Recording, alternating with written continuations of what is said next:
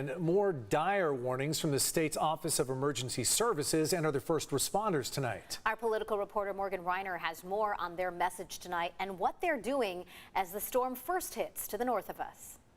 A state of emergency means a lot of technical things like being able to access more funding or allowing out-of-state organizations to come into California to help if needed.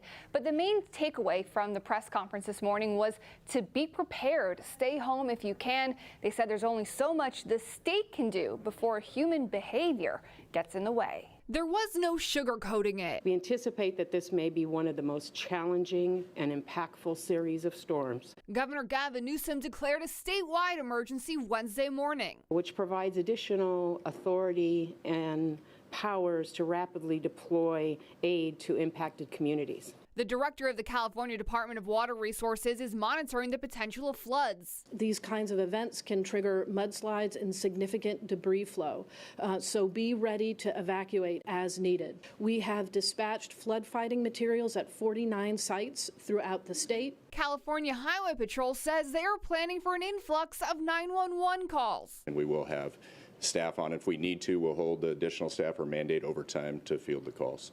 The state preparing for an incoming storm while crews on the ground still cleaning up from the last, like downed trees. They're a bit overwhelmed, and so I think it'll take a little bit, but they're going to be busy for quite some time. So they said multiple times, stay off the roads if you can. We're asking you to please stay home. Stay home if possible. Because there's only so much they can do.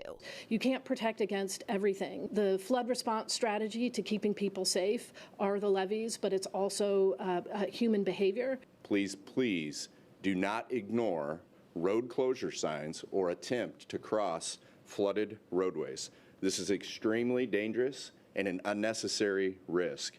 As little as 12 inches of water can cause a vehicle to start to float. Cal OES rates these atmospheric rivers on a scale of 1 to 5, 5 being the most dangerous, and it's rated based off of the amount of rain and the duration of the rain. Over the last week, we saw 2 atmospheric rivers that were about a 3 and a 4. The one today, they said, is going to be a 3, but they said it's the wind here that's going to be the most challenging, especially because of the already saturated soils.